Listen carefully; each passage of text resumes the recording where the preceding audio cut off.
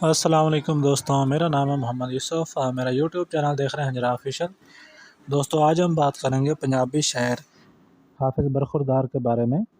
دوستوں آگے بڑھنے سے پہلے گزارش ہے کہ آپ ہمارے چینل کو سبسکرائب کر دیں تاکہ ہماری ہر نئے آنے والی ویڈیو کا نوٹیفیکیشن آپ کو ملتا رہے۔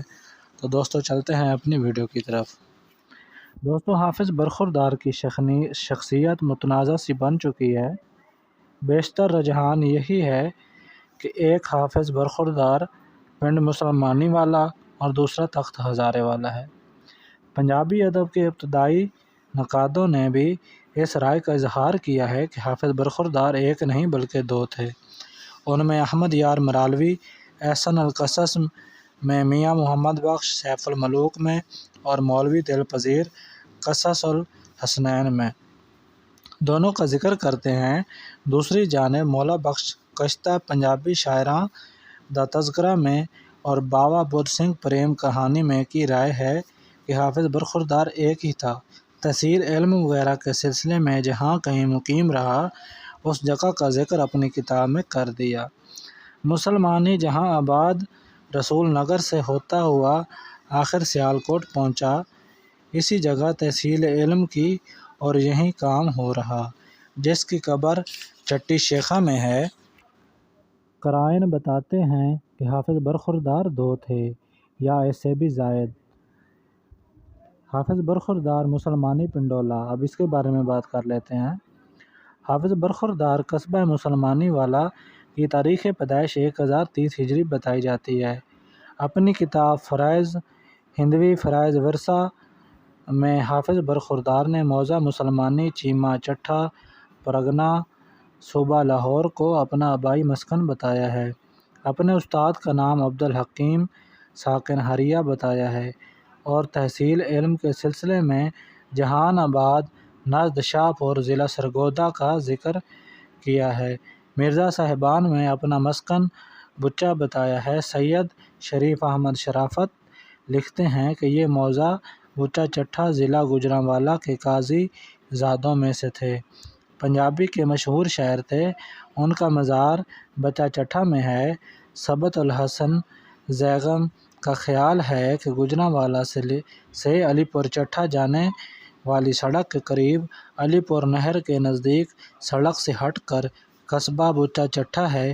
اس قصبہ کے قریب ہی ایک ویران و تباہ حال ٹبہ ہے جس کو مسلمانی کہتے ہیں۔ تھانہ علی پور تحصیل وزیر آباد ضلع گوجرانوالا۔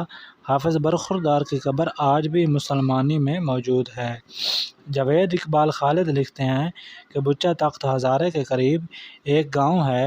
ان کی مندرجہ ذیل کتابیں مشہور ہیں: فرائض ورثہ، فرائض ہندوی، یوسف زلیخا، مرزا صاحبان، قصہ بی بی بازگاہ۔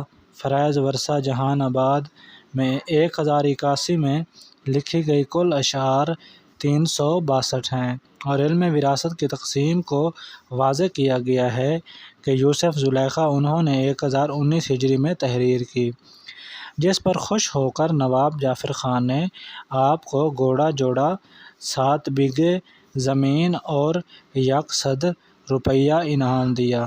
یہ پہلے روایتی قصہ کار ہیں جنہوں نے یوسف زلیخا لکھا۔ پنجابی کے ایک شاعر پیلو نے مرزا صاحباں کا ایک قصہ لکھا تھا۔ اسی وزن تول پر آپ نے بھی یہ قصہ لکھا جو بہت پسند کیا گیا۔